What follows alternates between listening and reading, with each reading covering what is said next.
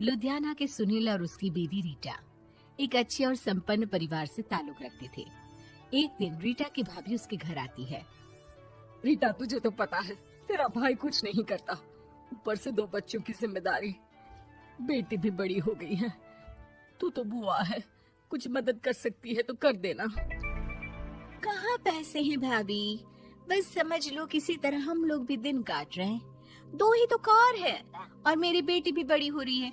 अब उसके लिए कार लेनी है तो 10 लाख का खर्चा तो लग ही जाएगा। तभी वहाँ सुनील आ जाता है। अरे शशि, क्या है, तू हमेशा पैसों के लिए परेशान क्यों रहती है? वैसे क्या जरूरत थी बेटी की शादी इतने बड़े घर में तय करने की? अरे पैसे नहीं थे तो ऐसे ही कर देती कहीं शादी। इतने बड़े होटल में क्यों कर रही है शादी? लेकिन यहाँ तो मामला शादी का है, डेट तय है। दरअसल तेरे भतीजे के पीएफ के पैसे आने हैं, पर उसमें देर हो रही है। जैसे ही पैसे आ जाएंगे मैं तेरे अकाउंट में डलवा दूंगी। ठीक है, हम लोग सोचकर बताएंगे। तभी वहाँ भतीजा आ जाता है। फूफा जी, आप लोग ही मदद कर सकते हैं, वरना तो कैसे काम होगा समझ में ही नहीं आ रहा।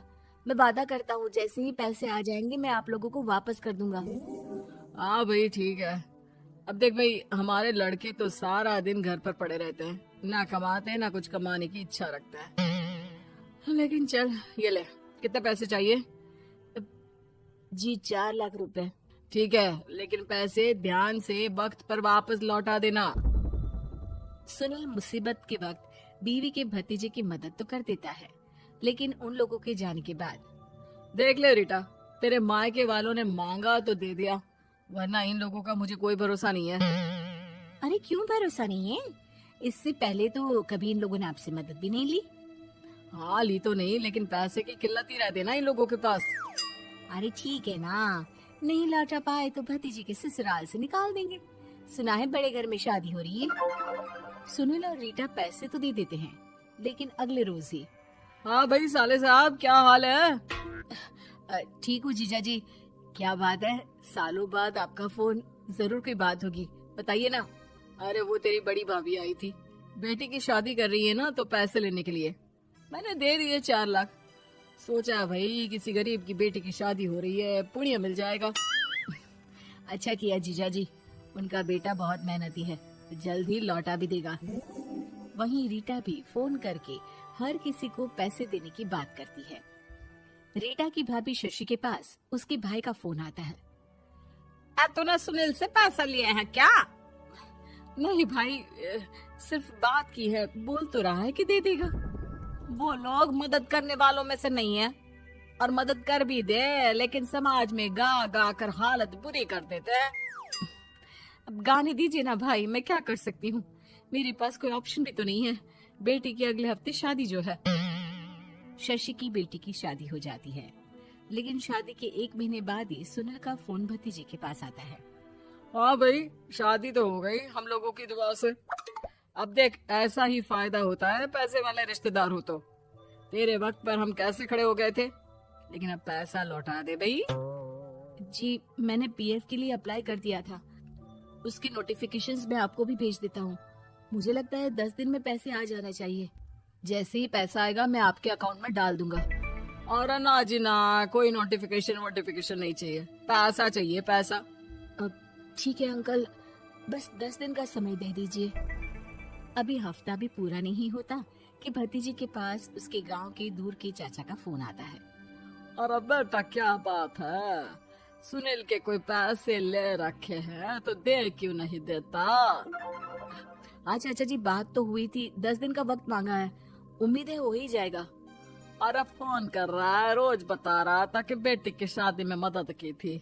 अब क्या है ना, भले ही शादी 10 दिन रोक देते, लेकिन सुनील से मदद नहीं लेनी चाहिए थी।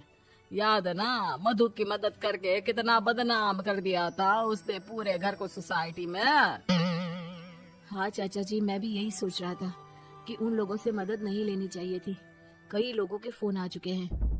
वहीं रीटा अपनी भाभी को फोन कर देती है। क्या है भाभी, कब पैसे लौटाओगी? पता है ना ये कितना बोल रहे थे, तुम्हारे बोलने पर मैंने पैसे दिए हैं। भाभी अब तो आपके बेटे की कार बेच दो और हम लोगों के पैसे दे दो। अरे लेकिन रीटा, बात तो 3 महीने की हुई थी ना, अभी तो 2 महीने भी नहीं हुए पैसा लिए, थोड़ा तो सब्र करो। नहीं नहीं भाभी, वैसे मेरा बेटा टिक्कू आ रहा है आप लोगों के घर रहने के लिए, उसको अच्छे से खिलाना पिलाना, समझी? भाभी को समझ में नहीं आता कि वो क्या करे। वो बेटे से बात करती है। अरे माँ, इन लोगों से मदद लेकर सच में बहुत बड़ी गलती कर दी। मुझे खुद समझ में नहीं आता कि कैसे इन लोगों के पैसे जल्द से जल्द दे दूं। तभी डोरबेल बजती है और रीटा का बेटा टिक्कू घर में आता है। आओ बेटा, मामी के घर पहली बार आए हो रहने। आप पापा बोल रहे थे कि आप लोग पैसे का ब्याज तो दे नहीं पाओगे, तो तब तक मैं यहीं रह लूं। और हाँ, मैं एसी के बिना नहीं सो पाता। आप लोग अपना देख लेना और पैसे जल्दी लौटा देना, क्योंकि मैं थोड़ा जल्दी जाना चाहता हूँ। रीटा का फोन शशि के पास आता है। भाभी, पैसे कब तक दोगे?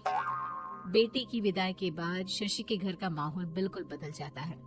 वो हर वक्त बेटे से उसके पीएफ के पैसे पूछती, और पीएफ यानी कि सरकारी काम। आजकल में पूरा 1 महीना और बीत जाता है। भाभी, मैं और ये अमेरिका जा रहे हैं, घूमने के लिए पैसों की बहुत जरूरत है। रीटा, मैं पूरी कोशिश कर रही हूँ कि जल्द से जल्द पैसे का इंतजाम कर दूं, लेकिन पक्का नहीं बोल सकती। तभी सुनील का फोन भतीजे के पास आता है। देख माना 3 महीने की बात हुई थी पैसे लौटाने के लिए, लेकिन अभी मुझे पैसों की काफी जरूरत है। मैं अमेरिका जा रहा हूँ, तो पैसे मैंने किसी से ब्याज में पकड़ लिए हैं। तू हर महीने 4 लाख का 20,000 ब्याज डाल देना मेरे अकाउंट में। सुनील फोन रख देता है, लेकिन भतीजा काफी परेशान हो जाता है। वो ऑफिस से शाम को घर आता है कि माँ पूछती है, क्या हुआ बेटा? बेटा माँ को सारी बात बता देता है। माँ भगवान के सामने हाथ जोड़कर खड़ी हो जाती है और रोने लगती है कि तभी बेटे का मोबाइल पर मैसेज बजता है। माँ, पीएफ के पैसे आ गए। और वो ऑनलाइन ही सुनील के पैसे वापस कर देता है। भला हो भगवान का। लेकिन आज एक बात तो समझ में आ गई, मदद हमेशा उन लोगों से लो जो मदद के बदले आपसे मदद में दी गई रकम ही वापस लें, ना कि समाज में आपकी इज्जत।